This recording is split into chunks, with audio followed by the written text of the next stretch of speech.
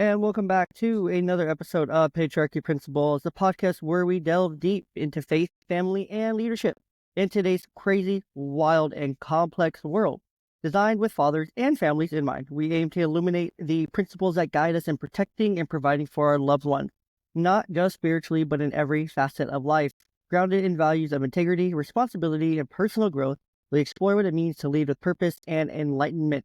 I'm your host, Jay, and today I have a provoking guest, uh, in a way, in many ways, who brings a unique perspective of consciousness, spirituality, and the true nature of existence. Joining me today is Dean, a renowned meditation teacher, mental health counselor, and spiritual guide with over 20 years of experience in the realm. Dean's journey took a transformative turn around his 50th year, where he began meditating, leading him to profound insights into topics that have fascinated humanity for millennia. For those of you who don't know what millennia means, that means many, many. Through his compassionate and insightful guidance, Dean has inspired people from all walks of life to embrace mindfulness and meditation as paths to greater self-awareness and spiritual awakening.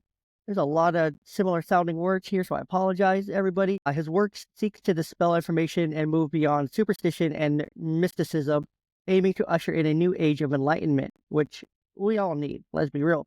Today we'll delve into some of life's most profound questions. What is consciousness? Why is stress so humanity? Are we alone in the universe? And we'll explore these topics and more, seeking wisdom that can help us lead to more fulfilling lives. So without further ado, Dean, welcome to the show. Thank you, Jay. I'm delighted to be here. Thank you for that wonderful introduction. Of course, I try to build it up a little bit, build some suspense. Well, you did a good job of that. Thank you. Will we get into all those topics? I don't know, but we will see. But again, it's an honor to have you with me today, with our listeners today. Your journey from leading a typical American life to becoming a meditation teacher, not something that the average person does, and also becoming a spiritual guide is very fascinating to me. Could you share what sparked this transformation when you were 50? Because you're in midlife. Let's be real, Dean. Was it a midlife crisis? And I'm joking, of course. Well, crisis is a pretty heavy word. True. We have a design, all of humanity. We exist within a range of consciousness. All of humanity shares that same range of consciousness. And there is a specific design that has been created for us to permit us to have the opportunity to fulfill our purpose in creation. Our purpose, everyone's purpose is exactly the same. Everyone's purpose is to explore themselves. Now, that differs from our mission. We all have a mission in life, in a specific life. And that mission is essentially to do what we like. And that, I understand, is a very loaded statement in and of itself. But doing what we like, for example, choosing a job or a profession, if we choose that because we like to do it, we will become proficient at it. And if we become proficient at anything, we avail ourselves of the opportunity to be successful, whether we deem that to be financial measurement, happiness, or whatever. And it provides us with the opportunity to have the types of experiences that we need in order to fulfill our purpose, which again is to explore ourselves. And so we make life difficult by not recognizing that.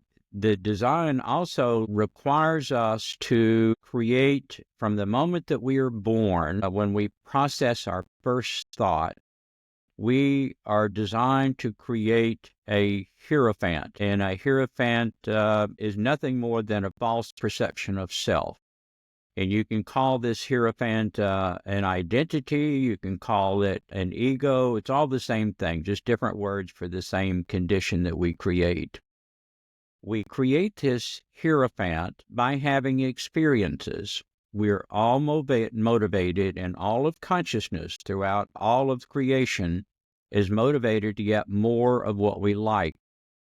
But the irony is, when we begin this process, we have no idea what we like.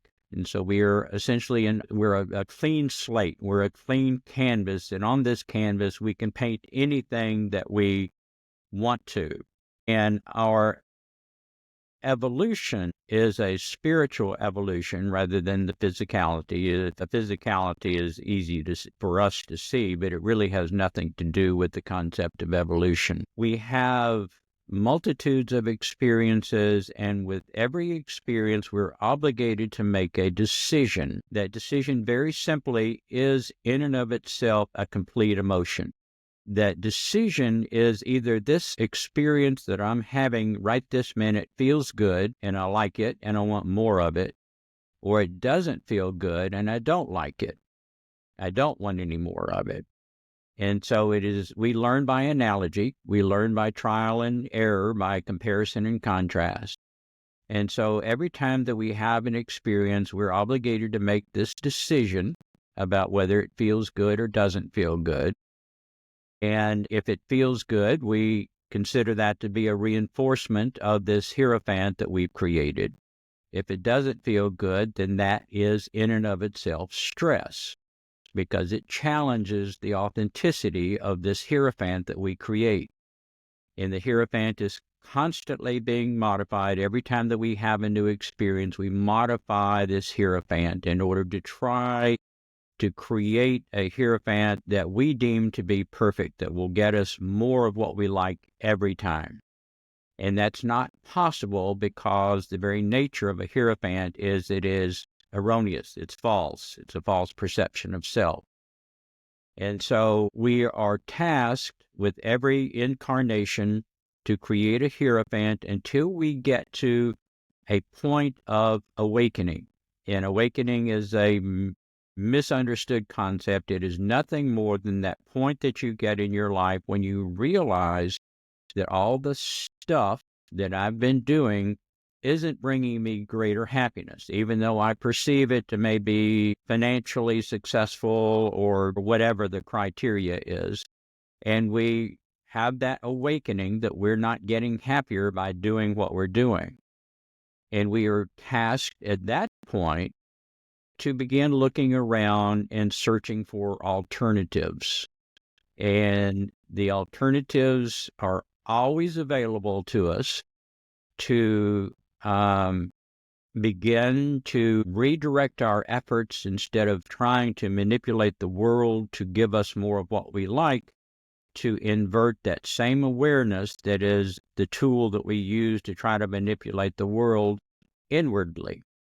And when we do that, then we begin to fulfill our purpose in life by exploring ourselves. And one of the early realizations that almost everybody has is that the only thing that I can change in my course of experiences is myself.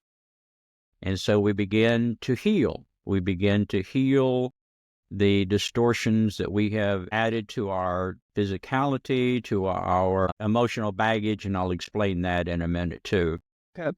And we begin to examine these beliefs that we've created or we've added to create this hierophant. Okay. So let's break that down. That was quite a bit there. From It was, consciousness yes, it to was. But I was purpose trying to to encapsulate it for you. no, you're great. And I promise I was joking about the whole midlife crisis thing. I promise. But it's not a joke. I mean, a lot of people consider that to be a crisis because it is transformative. Yeah, no, I hear that. I hear that. But I meant that as like a joke kind of thing. So just so you're aware. But no, so the first thing you mentioned there was consciousness. And we'll get into that in just a second because that'll lead me to my next question here. But so you went from consciousness to mission / purpose, or mission and purpose. Are those different things, or are they one and the They're same? parallel. They're parallel. Okay, got it. And then there's also that leads us into making choices every day. Kind of what you were explaining, just in my brain, that registered choice theory, which is a psychological theory. Everything we do, everything that we can do, we have a choice. I have a choice if I want to take a sip of drink right now while I'm talking, or if I want to do something, we have a choice. Every choice leads to a consequence, things like that. The statement you made about we're always looking for something that we like, and what we like brings us fulfillment. Correct? Is that kind of the path you were going down with Yes. that? Okay, Yes. gotcha. I'm just trying to recap, make sure I have all the things in line. And then you mentioned stress, so we'll get into that. So cool. A lot of really good stuff here. So let's back that up. Let's back that up. You mentioned consciousness first and foremost. What is consciousness? Because I hear what you're saying is, or maybe I hear what you're saying, maybe I don't fully understand it, but what I hear when I hear you say that is that consciousness that we're all on, that that feeling is, oh, I should call so and so. Like I feel like I should give so and so a call. And then you pick up the phone, you give them a call, and then they're like, oh, I was just thinking of calling you, or I was thinking about you, or so and so. That kind of interconnectedness. So, but for you, or from your perspective here, what is consciousness, and why is understanding it important for the average person? Everything that we experience, including ourselves, is consciousness. There's nothing that we can experience that is not consciousness. And consciousness, very simply, is how the one infinite creator decided to fulfill the purpose of creation. The one infinite creator that existed prior to the beginning of creation and exists after the conclusion of creation had a desire, and that desire very simply was to know itself by experiencing itself. And if you understand that the one infinite creator at one point was all that there was, and if you are all that there is, you have no perception of self. There's nothing to compare yourself to. And so in the wisdom of the one infinite creator, the one infinite creator projected the concept of an environment, and within that environment projected an analog projection of itself, which is a concept, by intoxicating itself with the concept of free will. Free will is a distortion, but it is a misunderstood concept by humanity. It is not the choice of whether we can turn right or turn left or eat hot food, cold food, whatever. We certainly have those choices, but the only reason that we have choice at all is because we perceive ourselves to be separate. Free will is the perception of separation. And so the beginning of creation was the projection by the one infinite creator of an analog projection of itself, which had all of the same capabilities as the one infinite creator, except it perceived itself as separate. And by doing that, the one infinite creator interacted with it, essentially with itself, and it began to provide itself with a perception of self. And so consequently, that action created the one infinite creator as the object, which is the originating one infinite creator, and the one infinite creator as the subject, which was its analog projection. And when you say infinite creator, to me, that's God essentially, or what would be perceived in like Christianity and religion as God. Okay. God is a religious concept. What is the basic premise of every major religion? That there's a God and there's a savior and yeah, Okay. heaven, hell. Okay. Of every major religion has the same foundation, which is the perception that there is a God and that there is you. The very nature, the definition of infinite means everything. So in order for the one infinite creator to be infinite, there's nothing that can be outside of the one infinite creator. Religion's perspective, because of the confusion over free will, perceives there to be a God separate from you. And that cannot be if the one infinite creator is infinite. The numerical value of infinity is 1. Any other number is a finite concept. So I'm trying to wrap my brain around that. Say that one more time. Say that one more time. The numerical value of infinity is 1, and that is called the law of 1. There's nothing that exists that is separate from the one infinite creator other than in perception, which is Okay. a distortion. Yeah. And so the very concept of a God is a distortion because you cannot be separate. You are a perceiver. You perceive yourself to be an autonomous being. That is why we are designed to do that. We cannot be separate from the one infinite creator other than our perception. That is the fallacy of every religion, that they establish a separate God perception than yourself. Well, at least in Christianity, there's, or at least in, so I would consider myself more of a evangelist, born again Christian, for myself at least, right? Okay. And we would consider ourselves one for really focusing on that relationship with the infinite creator. We're not separate from him. We're one with him. We're one Okay. with the Then Savior. then your perception of God is separate from yourself. You can't be with yourself. If you are the one infinite creator, you are either the one infinite creator or you are separate from the one infinite creator. But there is no separation. No, we're still one with God, because Okay, we're which making reinforces your it. perception of separation. And this is an important awareness in someone's spiritual development. You are not separate from the creator. You are the one infinite creator, which poses the question, how can you be participating in creation and be the one infinite creator? And therein is the design of creation. Free will functions as an intoxicant, just like whiskey functions as an intoxicant. When we drink too much whiskey, then we lower our awareness and we do stupid things. We do things that we wouldn't do if we weren't drunk. Free will is an intoxicant, and that is how creation is developed. We are extremely intoxicated with free will, which means we significantly perceive ourselves to be separate from the Creator. And so we behave in a very unaware fashion. But the reality is we are the one infinite creator experiencing ourselves as this range of consciousness that we have the capacity to become aware of. Evolution, spiritual evolution, is the process of surrendering that perception of separation and eventually reuniting with our awareness that we are the one infinite creator. And that is a very lengthy process. And we are at the beginning of that process. Yeah. So that concept to me sounds like the same concept of, working our way back to heaven, essentially.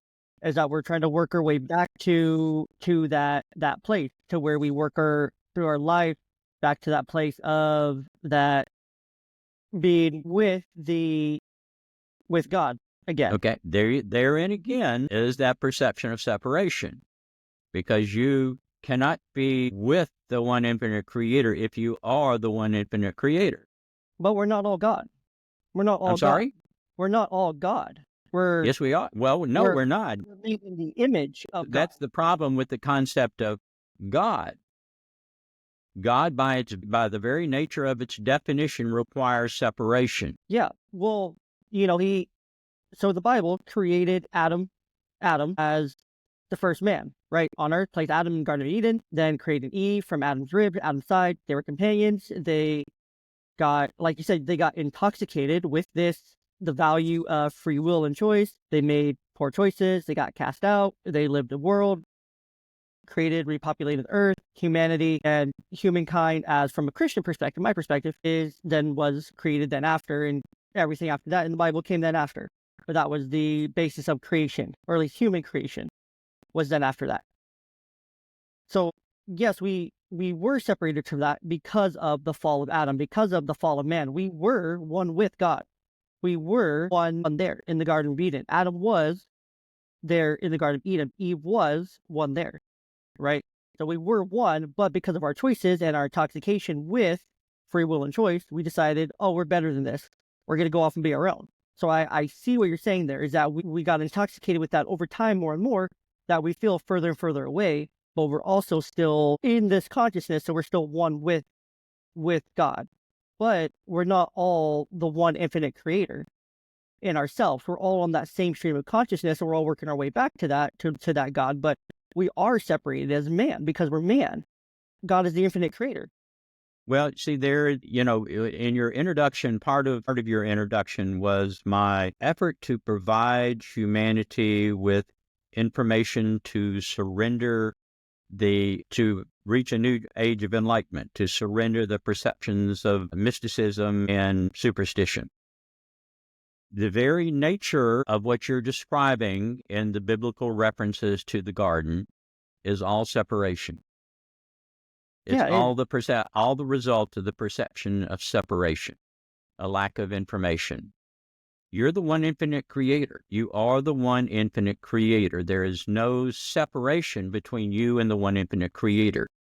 Physicality, which we strongly need at this range of consciousness and perceive as being authentic, is conceptual. We ourselves, as autonomous beings, is a distortion of perception. As we heal our distortions of perception of separation and more of our authentic self, which we already are, is nothing to be gained, begins to emerge.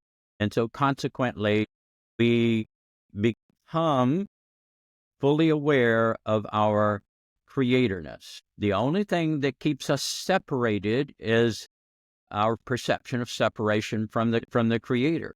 This hierophant is a phase that we go through that allows us to uniquely explore ourselves in order to uniquely allow the one infinite creator to explore itself by virtue of our incarnations to achieve the purpose of creation. The biblical references, it's a lovely story, but it is predicated upon a modicum of truth, but the truth that we perceive out of that, or even the modicum of the event, is a perception of separation. The Garden of Eden, humanity's DNA has been manipulated in order to restrict our evolutionary advancement. This opens a whole panoply of necessary information to understand, and we're not going to have anywhere near the time in our discussion to address this. But beginning at this range of consciousness, which is called third density, okay, and there are 8 densities. The third density is a range of consciousness. It is the first range of consciousness that we have the capacity to become aware. Awareness in and of itself is an inherent characteristic of the creator. And the future layers of consciousness that we will eventually evolve through, each are representative of a different inherent characteristic of the creator that we are tasked with learning. That is the curriculum of each range of consciousness. Because we are so low, it is a hierarchical evolution. And there are 5 inherent characteristics that became evident in the development of creation. And those very simply are awareness, love, wisdom, unity, and stillness.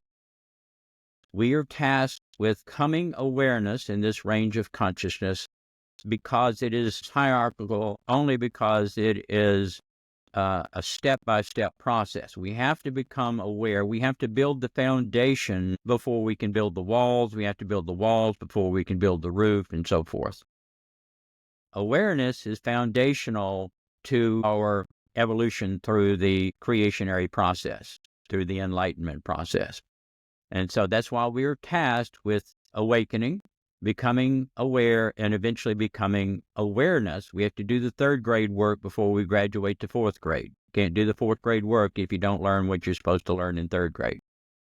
And so we're now learning awareness and exploring awareness by exploring ourselves in preparation for graduation to the next range of consciousness, in which we will do the same thing with the inherent characteristic of love. We do not experience love at this range of consciousness. We get a peek behind the curtain, and we get the opportunity to feel that part of ourselves that is already love, but it's not something that we can sustain in the way that our exploration of love will be possible in the next range of consciousness. So what do you mean by next range of consciousness? There are What eight ranges of consciousness. Well, no, I understand that. But like, is there like a time frame for those ranges of consciousness? Are we all stuck in one like certain range? Are we all stuck in this life in our current consciousness? Are we all stuck in this third one and we can't get to that next one until we all get to that next one?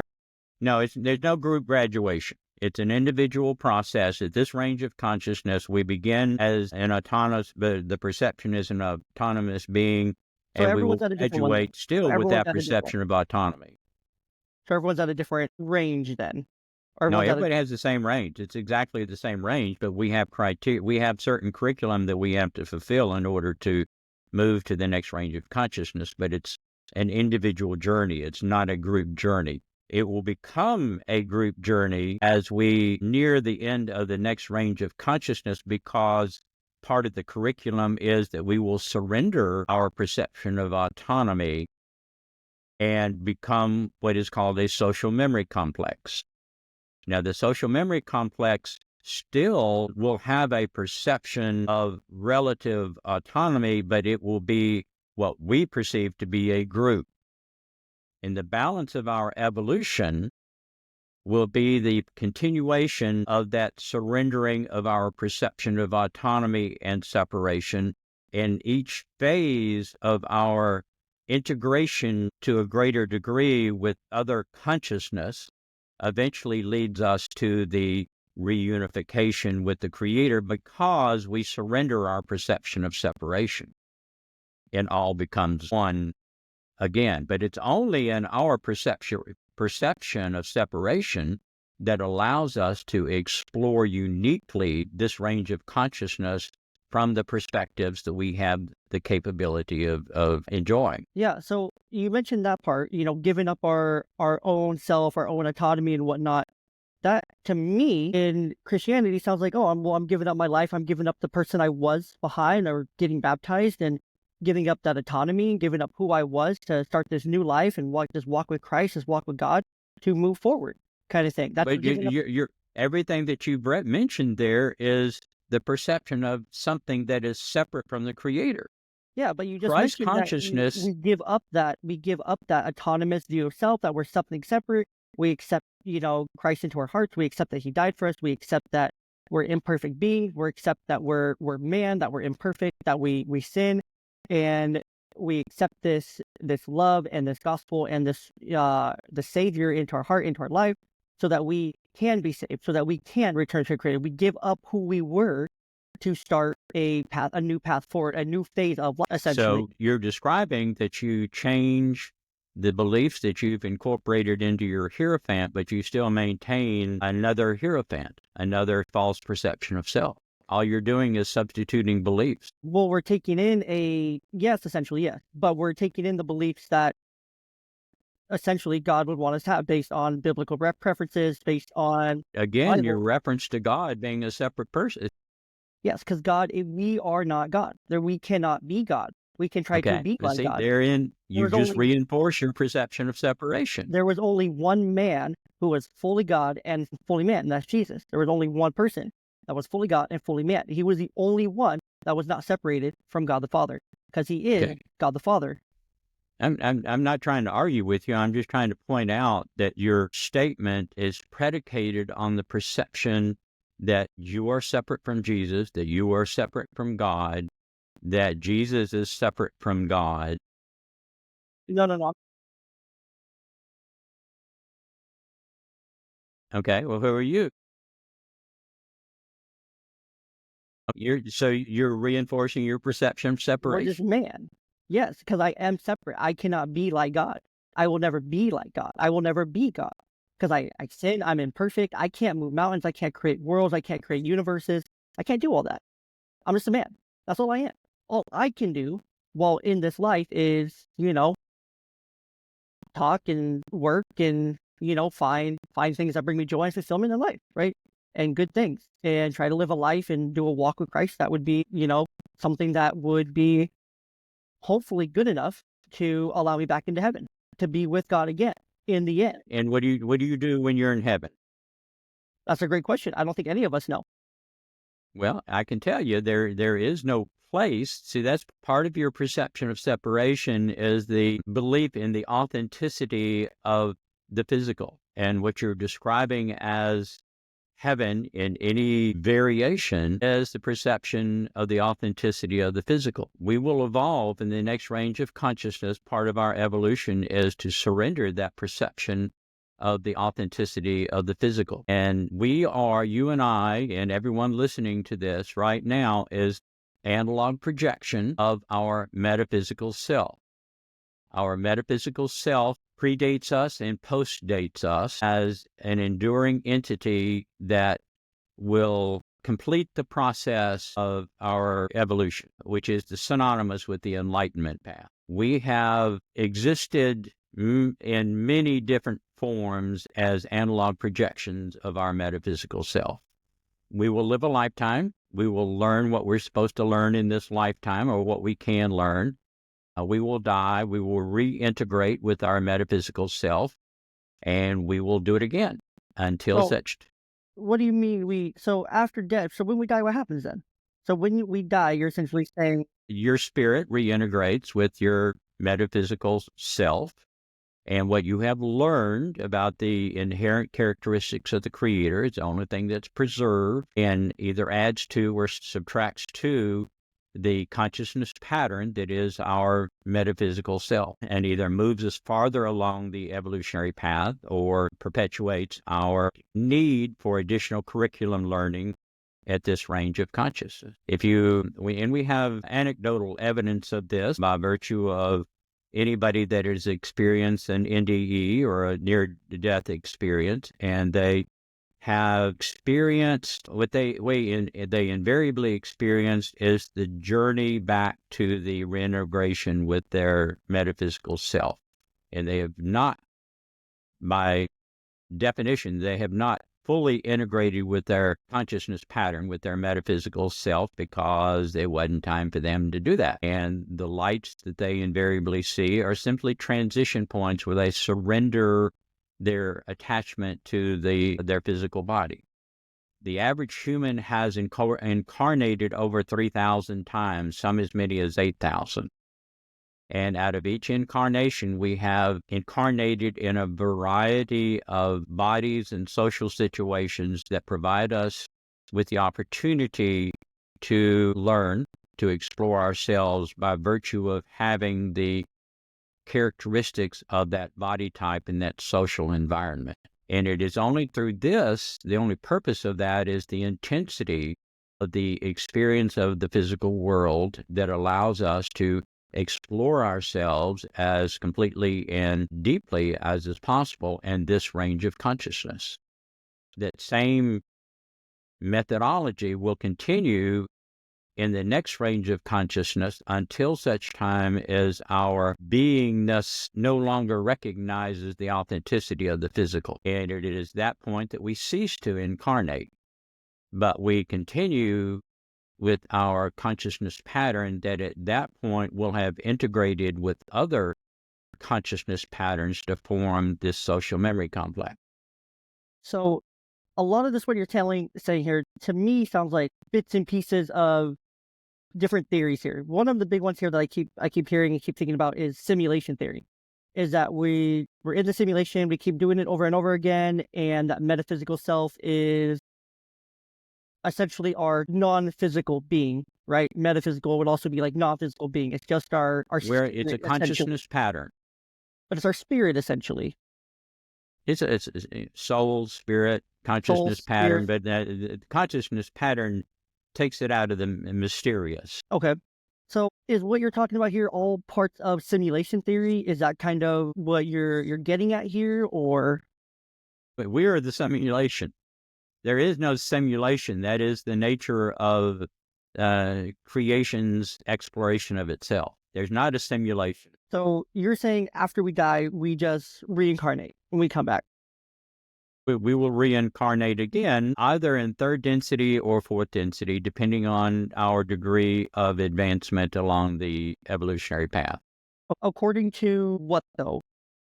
What do you mean according to what, though? According to what, like what says that, or what proves that? Our degree of separation, our surrender of the perception of separation, our free will sobering from the intoxication, and what we have learned about our authentic self, which is the inherent characteristics of the Creator. But I guess I'm asking. Let me rephrase that. Is there any like historical documents, or is there anything that's like proven that that's a thing? Are there any studies? Are there any people? Do you have any experience with that firsthand, knowing like, oh, this is my 5,268th reincarnation as Dean?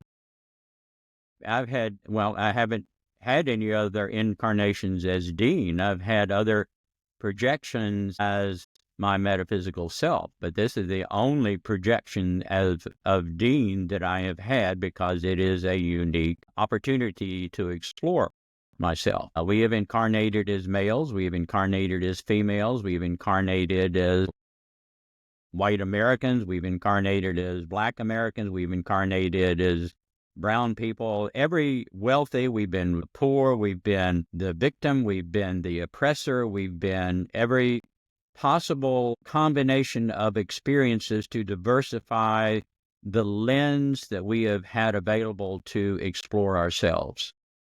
And we are at a crux point in that, having had the opportunity to gain all of these experiences, to make a decision, and that decision, very simply, is, are we going to polarize whether we are going to complete the rest of our journey as a service to self or as a service to others entity? And there is the bifurcation that naturally occurs within the evolutionary process.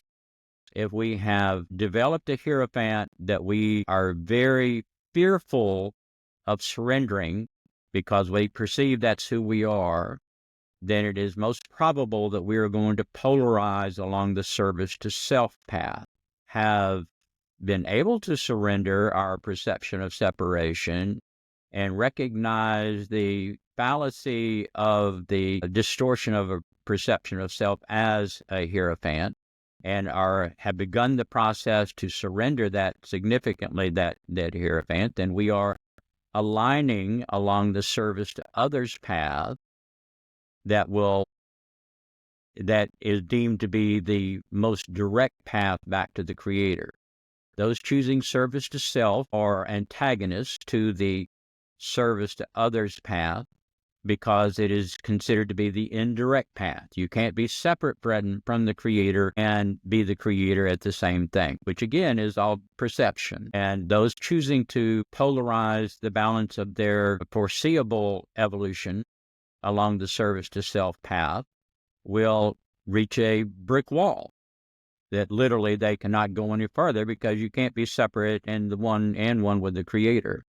And so they will be tasked at that point to do the whole process again along the service to others path, to learn the curriculum requirement of exploring itself to reunite with the one infinite Creator. See, so what you're saying there is that there's a path to return to the one infinite Creator. It is the inevitable path. Yes, but you're saying that there's a path to return to the one infinite Creator. So that, to me, is saying there's a path to return to God. But it's only because of your perception of separation. But you're saying the same thing. You are not separate from the Creator. You perceive yourself as separate from the Creator. But you're also saying the same thing. You're also saying the same thing right now. You're saying the exact same thing. You are. We're not. Right. You're saying the same thing right now. You're saying that there's a path to return to, which also implies the perspective of separation as well, is what you're saying. So what I'm saying as well is that there's a path to return to God. So we're both saying the same thing, just in different ways.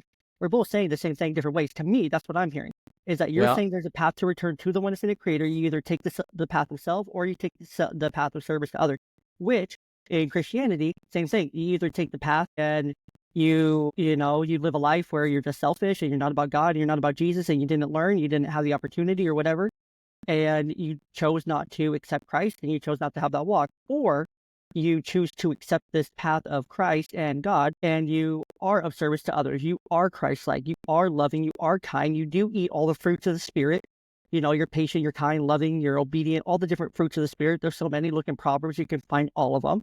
I'm not a scripture memorization guy, but you choose that path and you walk that path, and then essentially you work your way back to God by doing all the But things that He asked you to do. And so what you're saying as well is the same thing. You either take that path of yourself, or you take that path toward helping others and the path of service to others, and you return to the infinite creator, which again implies a perception of separation. Both of what we're saying here implies a perception of separation. And I love to debate. I'm not trying to argue anything. I'm just trying to debate and I debate understand. points here.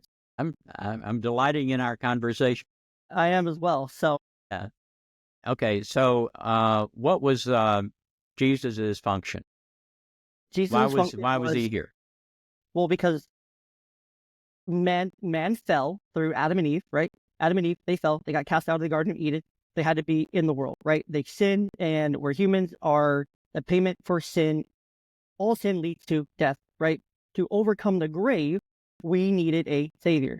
And so God, his son, Jesus, who is fully God and fully man, there's scriptures you can look up in the first book of John and throughout the Bible that, reinforce this concept. It's reinforce this idea, reinforce this fact that Jesus is fully God, fully man. So he's the only one that could come and save mankind because he's fully God, fully man. So he came, he lived a perfect life. He was born of a virgin, he lived a perfect life, and then he died on the cross, taking the sins of the world upon him so that we all could return, have a path back to God, to heaven, to be with God again. Okay, so Jesus is a savior. What is he Jesus, saving you from? from our sin. Okay, you're the one infinite creator. Why do you need a savior? Because I'm man. What is he saving you from? From sin, from the grave, from damnation. What is sin? Sin is everything. It's defined in the Bible. Lying, stealing, Your cheating, purpose is to manipulating. explore yourself by having experiences. If you never did anything that was in your teachings was wrong, was sinful, how would you learn? It would be, it's impossible for us not to do that because we're man. Well, We're human. we're talking about theory here. I mean, you have a very strong belief Yes, system, in theory, but all of those are beliefs that you've incorporated into your mind. In theory here, if I was able to do that, in theory, if I led a perfect life, a sinless life, I never did anything wrong. I didn't cuss, I didn't swear, I didn't have those experiences. Essentially, then how would you learn? I wouldn't. Well, I You wouldn't. wouldn't learn. I would learn by essentially in this theory here that we're talking about. This theory that I would learn by seeing others do what I'm doing. I would see others do what I'm not doing, and then of course I would then be tempted to be like, oh man, that looks kind of fun, or yeah, that looks kind of good, or Okay, but how do you have choice at that point? Yep, we all do. Okay, all right. So how would you learn? We learn by comparison and contrast. In other words, we have to experience something in order to learn it. You can observe something all day long. Exactly, You can read whatever you want to read, but if you don't experience it, you don't learn it. You have to emotionally interpret that experience. Exactly, which is that's the whole. You have no identity of self. That's the point that I started this conversation with. That was the purpose of the one infinite creator projecting itself as an analog projection. You have to have analogy. You have to have a point of reference in order to learn. Your point of reference is your perception of self at this range of consciousness. So if you didn't have the opportunity for analogy, for some comparison and contrast, then you wouldn't be able to fulfill your purpose in creation. You wouldn't be able to learn. You wouldn't be able to explore yourself. And so what you're identifying as sin is the opportunity to experience what you don't like.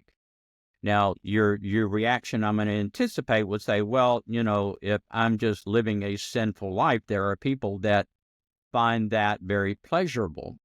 But our evolution begins with this hierophant. Essentially is divided. You can divide it into three major phases.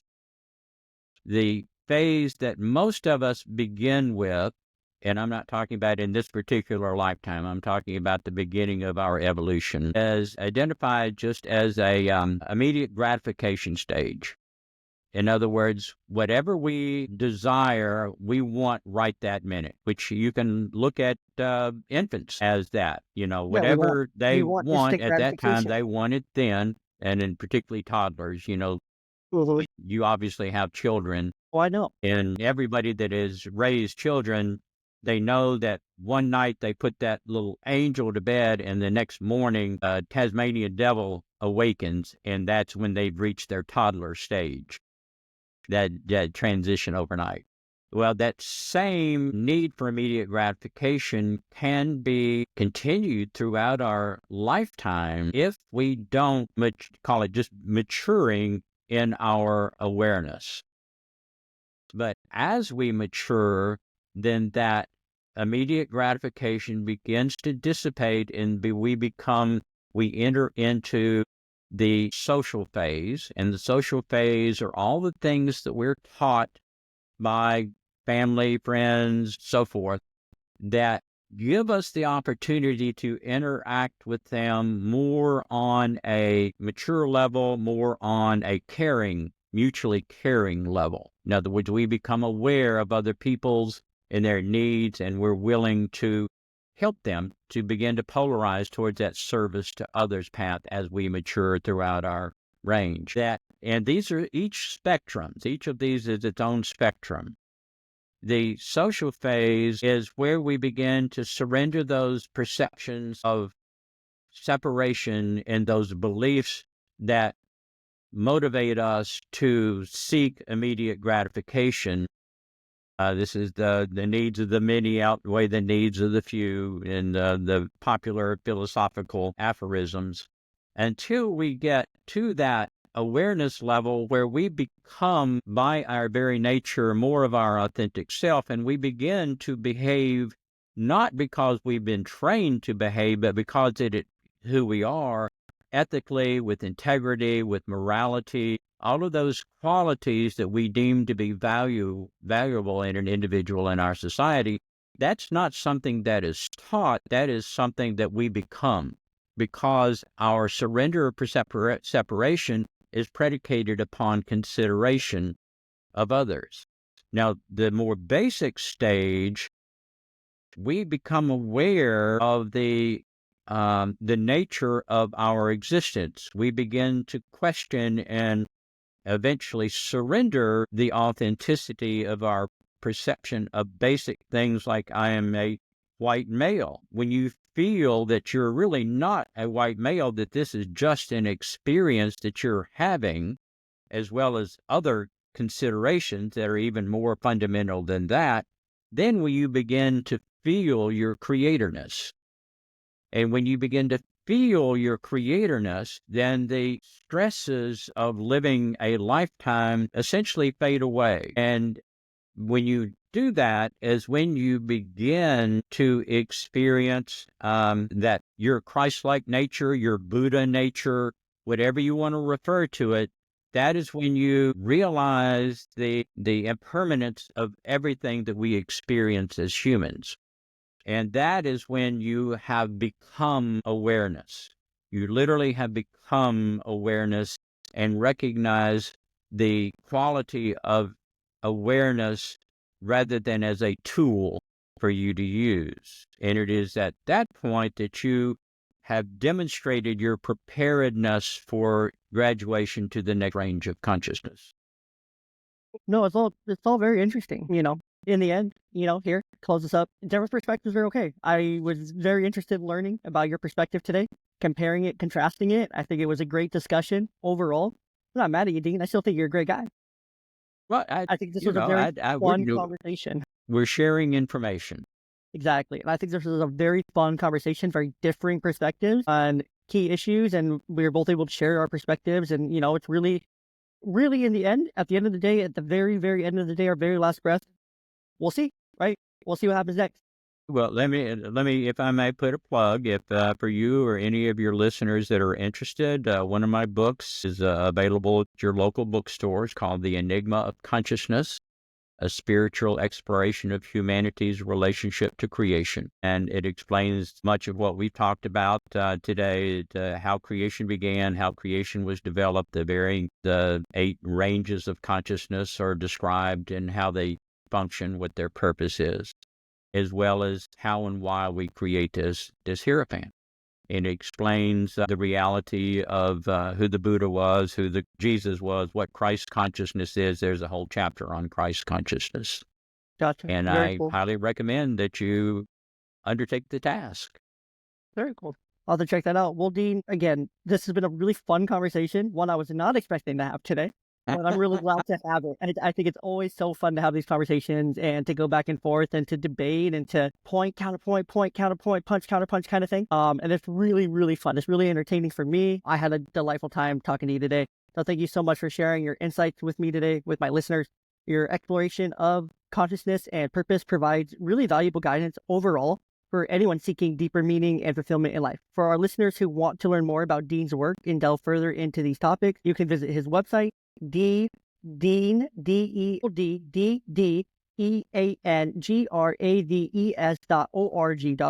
So that's deangraves.org. I'll link it in the show notes so it's easier. You can just click through and all that fun stuff. I'll link his book as well. I assume it's on Amazon, correct?